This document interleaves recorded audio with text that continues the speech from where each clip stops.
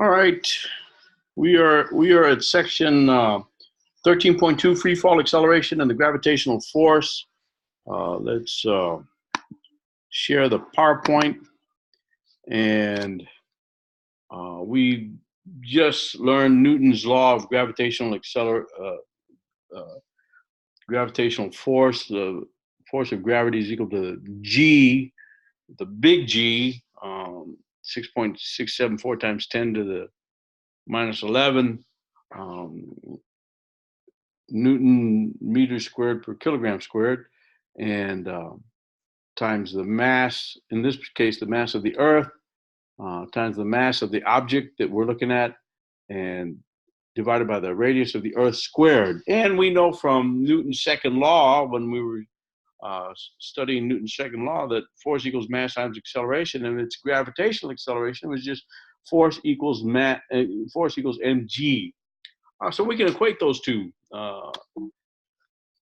We equate them, we get mg equals g mem divided by re squared, where re is the radius of the Earth. Of course, me is the mass of the Earth, and the small m's cancel, and so we're left with the gravitational acceleration, small g, is equal to big G, me, mass of the Earth divided by radius of the Earth squared. Now, as we go up in altitude, the force of gravity,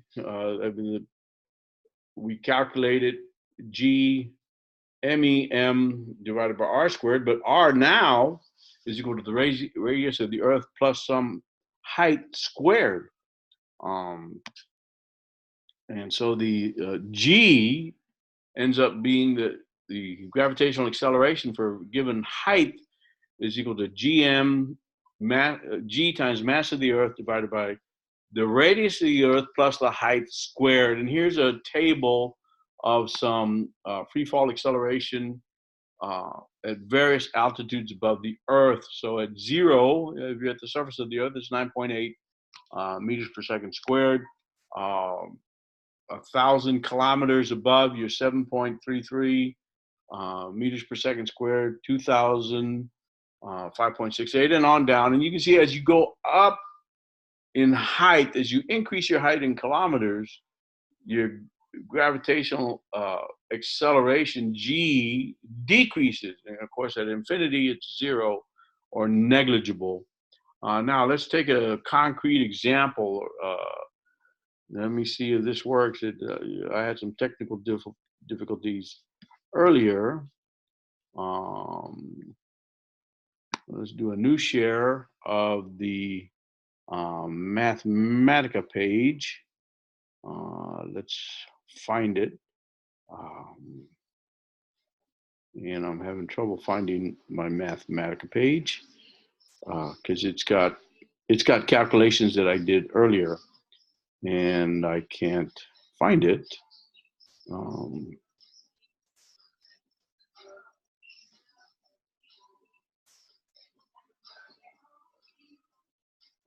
There it is. I'm sorry, I apologize. Now, so earlier I did a calculation using the 6.674 times 10 to the minus 11.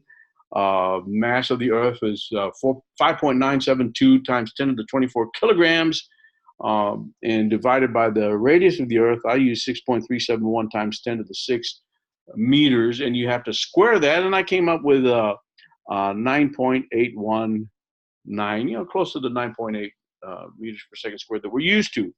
Now, if we look at, oops, I can't do that. I'm going to do a new share of the showing the International Space Station. This is the height of the International Space Station. In case you think it's in steady state, it's not. It's always descending. It's always falling.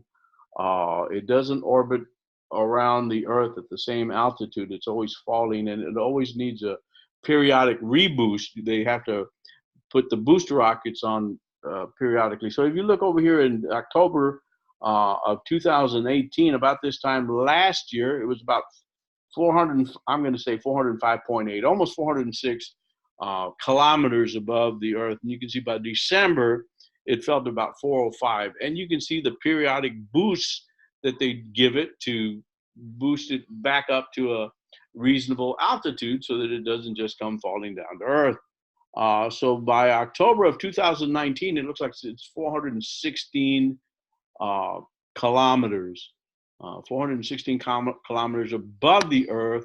So if we go back to our Mathematica, I took this same equation that I first used, and now the current space station altitude is 416 kilometers. Now I use that, I take the same formula, I actually copied it, but I just inserted this 416,000 meters added to the radius of the Earth, squared it, and we get 8.65 meters per second squared. So the you say, wait a minute, the International Space Station, they're in zero gravity. That's what we call it. It's a sensation of zero gravity, but they are experiencing 8.65 meters per second gravitational acceleration. Well, why do we call it zero gravity? Well, it's a sensation of zero gravity because everything is falling at the same time, so that the sense is that they're in zero gravity. It's like when you ride the what's it called, the Scream. You take the Scream up at Fiesta, Texas, and when it drops you, you're in free fall. You feel like you're weightless. So it's the same kind of principle. The International Space Station is always falling. It's going pretty fast, but it's not going fast enough. If it could go about 8,000 meters per second, 8 kilometers per second, it would stay in orbit. That would be fast enough for it to stay in orbit, but it's less than that, and so it's always falling. So let's get back. So at 416,000 kilometers, that would be it's 8.65. Let's go back to the PowerPoint and look at the chart. 416 would be here between 0 and 1 million meters, or 1,000 kilometers. 416 kilometers is less than 1,000. So what did I say? 865. So sure enough, it's right in there. But you can see that as the height increases, the gravitational acceleration decreases. All right, Superman stands on top of a very tall mountain and throws a baseball horizontally with a speed such that the ball goes into a circular orbit around the Earth. So he has to have thrown it more than 8,000 meters per second.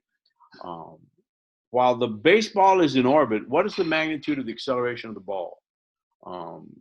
They should have added gravitational acceleration of the ball, but that's okay. It depends on how fast the baseball is thrown. It is 0 because the ball does not fall to the ground. It is slightly less than 9.8 meters per second squared, or it is equal to 9.8 meters per second squared. Well, there's always a clue in some of these questions, and this clue here is stands on top of a very tall mountain. So his H is higher than what would be normal when you're at the surface. So it's slightly less than 9.8 meters per second. Okay, and I think that's it for this section.